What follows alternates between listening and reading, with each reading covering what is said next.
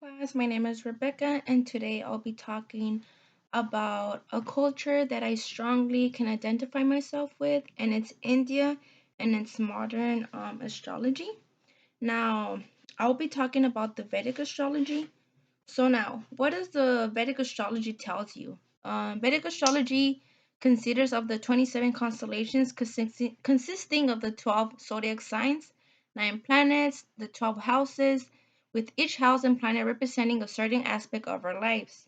Now, I personally love reading about astrology. I have a book right here that I always read whenever I have free time at work. I also have a constellation tattoo. I'm a Sagittarius, so I'm a kind of a big, strong believer on the zodiac and astrology, astronomy um, subject. So now, I'll be talking a little bit more about the modern astrology and how it projects the success of marriages, businesses, and everyday themes of life. So now, Western astrology, which is the book that I showed you right now, and the Vedic astrology are similar yet very different. Um, Astrology is rooted in Vedas, which is India's ancient system of knowledge. The Vedic astrology is based on the belief that the stars and the planets have a powerful influence on our lives. According to the Hindu teachings, life is meant for spiritual growth. I'm a strong believer of that. Now, the Vedic astrology is considered by many to be an eye of the Vedas because it is meant for it to provide a guidance to the individuals who feel lost or confused on their lives or journey. Now, a fun fact. In the past, it was used as a way to predict the outcomes of battles and war, even on a particular governmental decision. And as a result, rulers would often employ astrologers to provide them better insight as to how they could run their kingdoms. Um, so now I'll be talking more like in depth about the Indian's astrology and constellation system.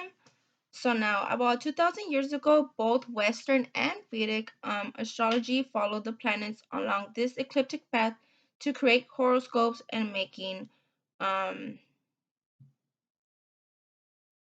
sorry, predictions. I couldn't read my handwriting.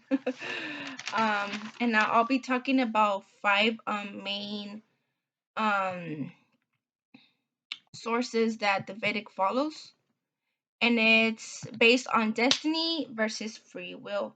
So we have Dharma, which brings meaning, purpose, and honor to a person's life. We have the Karma, which means desire. This refers to the need for sensory and emotional happiness. We have Artha, which is a goal or a purpose and is related to the acquisition of wealth or a sense of security. Um, and well, in order to experience the happiness of attaining one's goal, a person must have the necessary resources of wealth in order to do so, right? And well, finally, we have the moksha, which is liberation, and this relates to people's spiritual development until their eventual freedom from the cycle of birth to death. So now, as I mentioned, the Vedas recognize of four goals, which are the ones I mentioned. Um, and now, Vedic astrology is the map of a karma. It allows us more precisely to understand our own nature and destiny in order to navigate our lives, fulfillment, and fulfilling the four goals, right? So ultimately, however, it's about helping us in our spiritual development to achieve the final goal of moksha. By studying our horoscopes, we can better comprehend the energies and the things that are affecting us, and how we can best respond to these type of energies, right? So often with spiritual practices, live chanting or ritual worship, this will help us to basically have some growth, right, in our spiritual journey. This is what the Indian culture is more based on, as I mentioned. I am more into the Western astrology, so it's more into like your signs. It's for example, if you're a Leo, a Virgo, a Capricorn, Cancer, the Western is based more most on that, like and how you're feeling, how you are, your mood changes. Yet the Vedic is based more on energy, what to do in order to feel some type of way, or what to expect. So with this said, I hope you guys enjoy my presentation and the little knowledge that I could give to you. This topic is very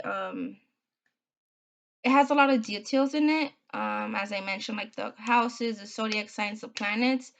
Yet I find that this modern astrology is something that many of us follow and kind of believe in.